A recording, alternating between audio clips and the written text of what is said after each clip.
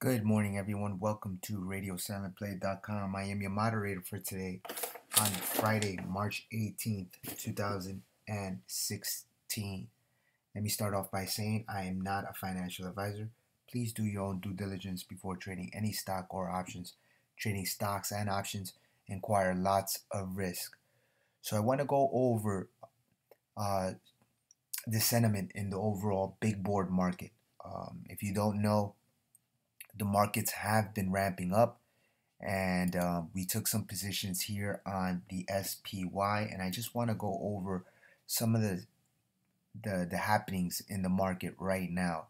If you notice, okay, we were looking at a potential wave 4. Okay, so we had our wave 1, our wave 2 correction, and then our big down move down to that 181 level.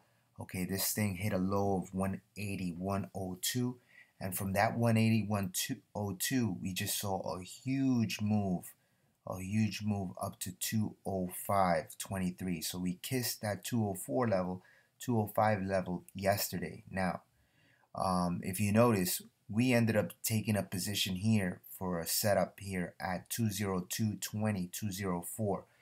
But at the same note, we had an FOMC meeting with Federal Chairman Janet Yellen, sounding extremely dovish on interest rates. So from a perspective for interest rate hike, we are now down to 2. So she said instead of going or raising our interest rates 4 times this year, we are now limited to 2. So what does that mean for the overall markets?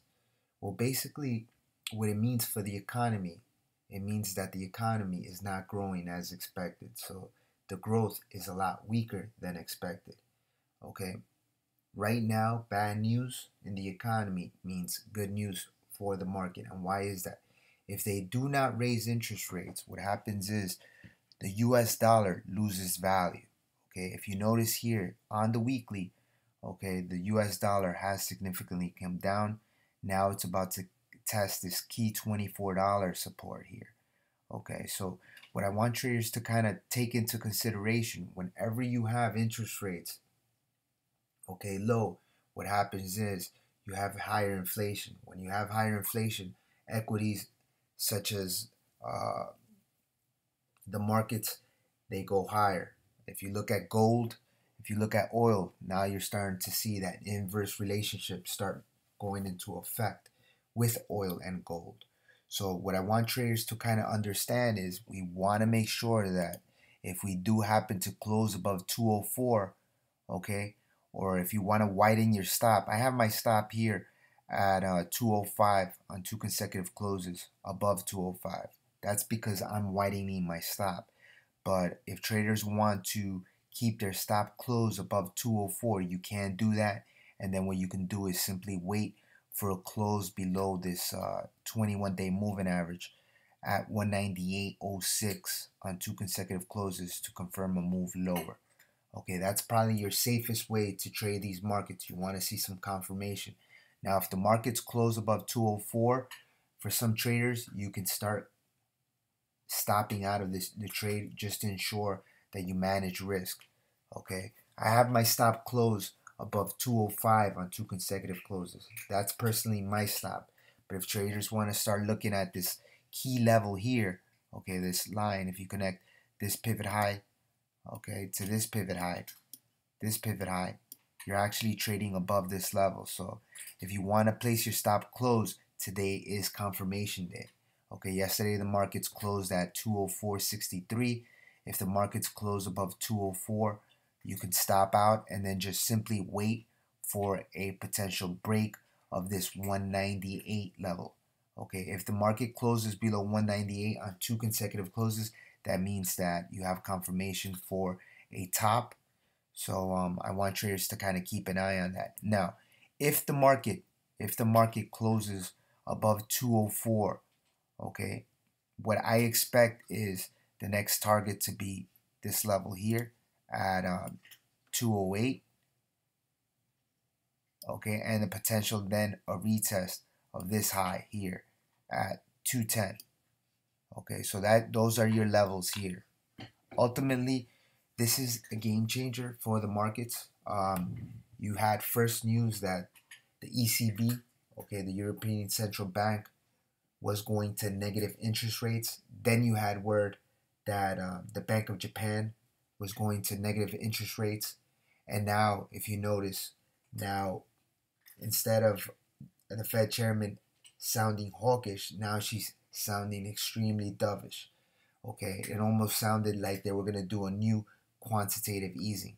Now, you have to expect, okay, or take into consideration that you are heading, okay, into what you call overbought conditions. You're talking about a huge move here from 181 all the way up to 205. So just take that into consideration. Okay, I want traders to kind of understand that markets usually have to pull back in order for them to bounce. Okay, so now a key level is going to be this 198 level. Okay, so I want traders to kind of pencil that down. Okay, if the market does happen to close above 204, you can simply stop out and reassess the trade. Okay, now I'm going to go over something that I want traders to kind of understand. JP Morgan, as I said before, is a big barometer of what the markets do. So if you notice, you're seeing the IWM, the S&P, the NASDAQ all move higher. But if you notice here, okay, JPM has been pretty much stagnant here. Okay, if you look here, okay, this stock is actually in a downward trend for the last couple of days. And if you notice here, it has decreasing volume right now. Okay, so this is something that I want traders to kind of consider with the markets. This is a barometer for the markets, but if you notice here, okay, this is in a declining volume. Okay, so I want traders to kind of understand this sentiment. You are kind of trading or nearing a close below this 21-day moving average and the 8-day moving average. So this is telling for what the markets can potentially do. Okay, the markets can potentially pull back, but at the same time, you want to make sure that you stick to your parameters. Now let's go over oil. As I mentioned, what we were looking for is 2-week confirmation close above this trend line. Now we've got it. Okay, I was telling traders that we were going to look for 2 confirmation closes above these levels. Now, if you notice here, okay, we're actually coming into that 100-day moving average or that 50-day moving average here at 66.86. Okay, this is a key level of resistance. What I want traders to kind of focus on is any pullback down to the $60 or this $58 level. That's going to be a buy opportunity on oil. Okay, so now the bottom is in on oil. Okay, the bottom is in. What you simply want to do is just simply keep an eye on the XLE and keep your stop close below this low here at $53. But what we're going to start looking to do is start adding the pullbacks here from 58 to 60, because that's your 21 and 8-day moving average. So if you want to start looking at the oil stocks that was sent out, now is the time to start accumulating. Upside potential, okay, you're talking about this level here at 80 and a potential retest of this 95.90 level. Okay, so the bottom is in on oil. So I want traders to kind of start looking to add the pullbacks here at the 21 and 8-day moving average. What we were looking for is 2-week confirmation close above this level, and that we have. Okay, next thing I want to go over is the transports. Okay, this is another sign that I want traders to kind of understand. Okay, the transports are bouncing with a significant bounce, but if you notice here, we're heading into key 50-day moving resistance. This is why I expect a pullback here in the markets. Okay, watch for this thing to kind of test this level. What you want to see is 2-week confirmation above, okay, that 7,960 level on 2 consecutive closes for a confirmation close above it. Okay, this is something that I want traders to kind of keep an eye to kind of distinguish what the markets are going to do. Okay, for the IWM, okay, what you're seeing is you're still in this channel, Okay, it is in an uptrend channel, but if you notice here, we're kind of going to test this 110 level. This is a key level of resistance right here at that 110.20 level. Okay, so 110.20 level is going to be key resistance, and you have a potential gap fill here at this 113 level. Okay, so this could kind of kiss this 113 level and then potentially come back down to that 21 and 8-day moving average. Okay, so I want traders to kind of follow your parameters. I know that we're looking into position um, to a certain setup, but at the same time, if the market kind of pushes above your stop, I want you guys to practice your discipline and stop out.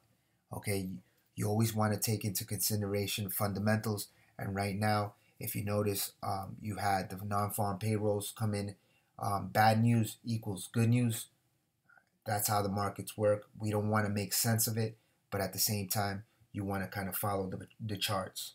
Okay, so we're looking at a key day here on the SPY. What we're looking for is a potential close above this 204 level. Then you'll have a test of this 207 level, okay, 207.80, and then a potential test of this 210 level. Okay, so I want traders to kind of keep an eye on that today. We're going to look at what the market does. If the market closes above 204, okay, you can simply stop out and reassess. What we want to see then is a potential close below 198 on 2 consecutive closes to start noticing weakness in this market. Okay, with that said, take care, everyone. We will have a Sunday night meeting come Sunday, so I will keep you guys posted. Okay, take care, everyone.